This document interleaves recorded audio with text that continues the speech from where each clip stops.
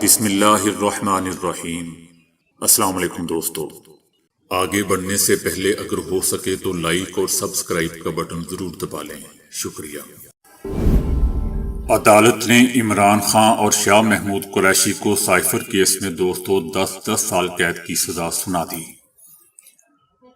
جج نے اڈیالہ جیل میں کیس کی سماعت کی۔ فاضل جج نے عمران خان اور شاہ محمود قریشی کو 342 کے بیانات کے لیے سوال نامہ اور سٹیٹمنٹس کی کاپیاں فراہم کی تھیں۔ سوال نامے میں ملزمان سے تقریباً 36 سوالوں کے جواب مانگے گئے تھے۔ دونوں سیاسی رہنماؤں نے خود جوابات لکھوائے۔ 342 کا بیان قلم بند کرنے کے بعد جج نے سزا سنانے سے پہلے آخری سوال پوچھا کہ عمران خان صاحب سائفر کہاں گیا؟ عمران خان نے جواب دیا کہ مجھے نہیں معلوم کہ سائفر میرے پاس نہیں ہے بلکہ میرے دفتر میں تھا، میں نے اپنے بیان میں لکھوا دیا ہے۔ وزیر اعظم آصف کی سیکیورٹی میری ذمہ داری نہیں تھی۔ عمران خان نے جواب دیا کہ مجھے نہیں معلوم، سائفر میرے پاس نہیں بلکہ میرے دفتر میں تھا، میں نے اپنے بیان میں لکھوا دیا ہے۔ وزیر اعظم آفس کی سیکیورٹی میری ذمہ داری نہیں تھی۔ عدالت نے شاہ محمود قریشی کا بیان ریکارڈ کرانے سے پہلے عمران خان اور شاہ محمود قریشی دونوں کو جرم ثابت ہونے پر قید کی سزا سنا دی۔ فیصلے کے بعد عمران خان مسکراتے رہے جبکہ شاہ محمود قریشی نے احتجاج کیا کہ میرا تو ابھی بیان ہی ریکارڈ نہیں ہوا۔ جماعت اسلامی کے امیر سراج الحق کا کہنا ہے کہ عمران خان اور شاہ محمود قریشی کو سائفر کیس میں سزا پر بے حد افسوس ہے۔ ان کا کہنا تھا کہ سائفر کیس کے حقائق پوری قوم کے سامنے آنے چاہیے۔ ملکی معاملات میں امریکی مداخلت 76 سالوں سے جاری ہے۔ یورپی یونین کا کہنا ہے کہ پاکستان میں 8 فروری کو ہونے والے انتخابات صاف شفاف ہوں گے۔ ان کا کہنا تھا کہ پاکستان اس ریجن کا ایک اہم ملک ہے جس کے ساتھ GSP+ کی یورپین سہولیت سمیت ہمارے مضبوط اقتصادی تعلقات ہیں۔ یہ سہولت پاکستان کے معاشی استحکام کے لیے ہے۔ نواز شریف کا کہنا ہے کہ میں نے ظلم برداشت کر کے بھی قومی راز فاش نہیں کیے۔ ان کا کہنا تھا کہ ایک شخص کو جیسے ہی اقتدار جاتا ہوا نظر آیا تو اس نے پاکستان پر حملہ کیا جس کا نتیجہ عدالت کے فیصلے میں سامنے آ گیا۔ راجہ خالد کا کہنا ہے کہ کیس اتنا آسان تھا کہ جج صاحب کو فیصلہ دیتے ہوئے زیادہ مشکل پیش نہیں آئی۔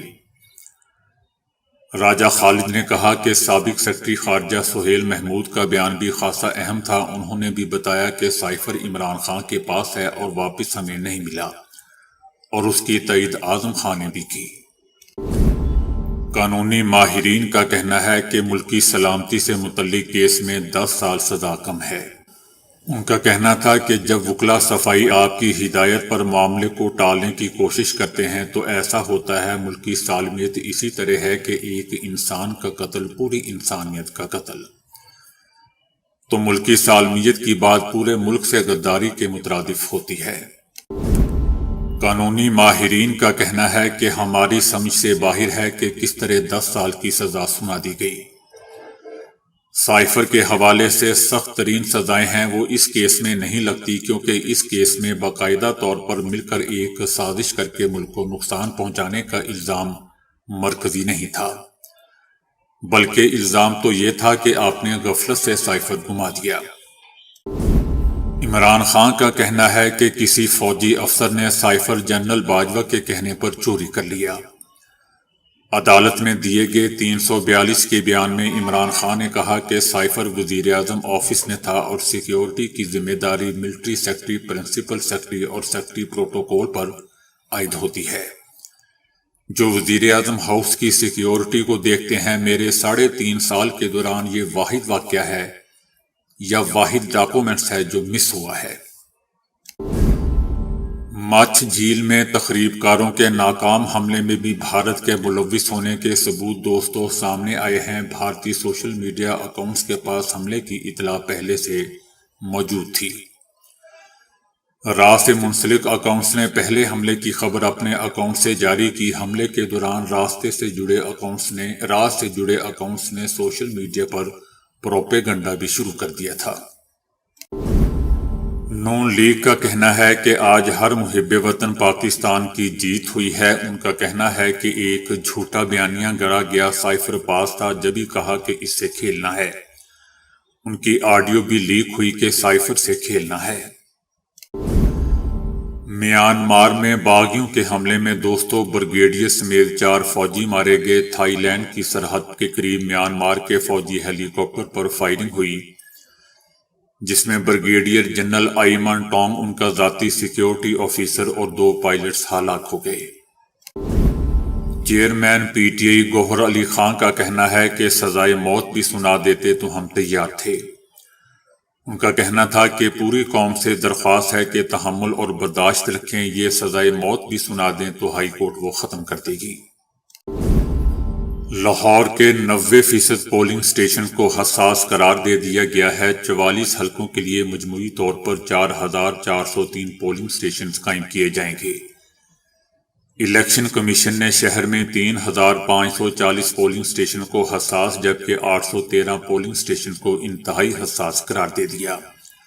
لاہور میں صرف 50 پولنگ اسٹیشن نارمل قرار دیے گئے ہیں۔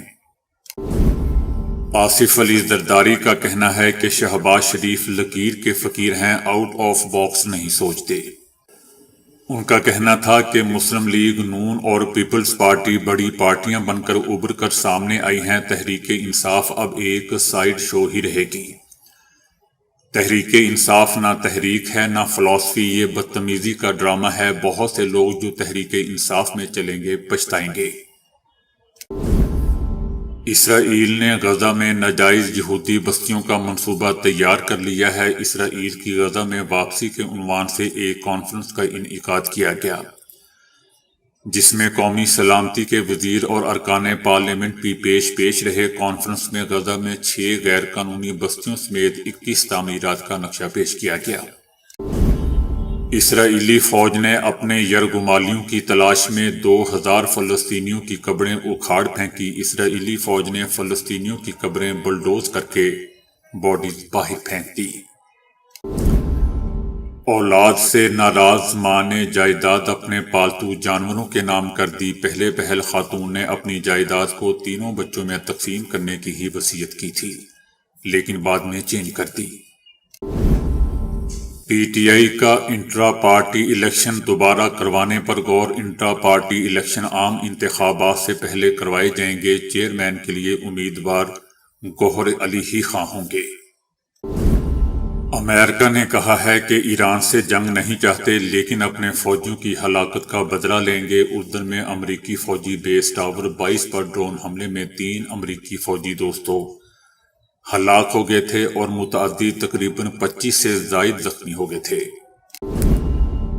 مغربی کنارے میں اسرائیلی فوج کا بھیس بدل کر ہاسپٹل پر حملہ ہوا ہے۔ 3 فلسطینیوں کو شہید کر دیا گیا ہے۔ اسرائیلی فوجی ڈاکٹرز اور پیرامیڈیکل سٹاف کے بھیس میں ہاسپٹل میں داخل ہوئے تھے۔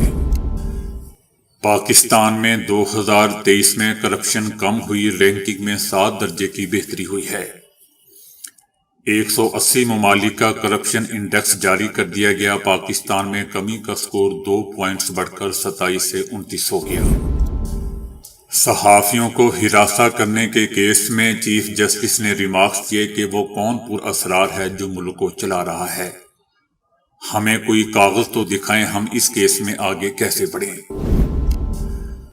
موٹے افراد کی موت میں تنہائی کا احساس سب سے بڑا عنصر قرار دیا گیا ہے۔ تحقیق میں مارچ 2006 اور نومبر 2021 کے درمیان دوستوں تقریباً 4 لاکھ افراد کے ڈیٹے کو گھنگالا گیا۔ کنگ چارلس کی فلاحی تنظیم نے راحت فتح علی خان سے وابستگی ختم کر دی ہے۔ ان کا کہنا ہے کہ حالات کچھ بھی ہوں، ہر قسم کے تشدد کی ہم شدید مذمت کرتے ہیں۔ مولوی فضل الرحمان کا کہنا ہے کہ انتخابات کے ذریعے کرسی کی جنگ آپ لڑتے ہیں اور ہم اسے مقدس جہاد سمجھتے ہیں۔ ان کا کہنا تھا کہ کیا سندھ میں امن و امان ہے، قتل نہیں ہوتے، ایسا کیوں ہے؟ کیونکہ یہاں ظلم ہے، ایک طبقہ سوچتا ہے کہ میں جو چاہے کروں۔ تو دوستو ابھی کے لیے اتنا ہی۔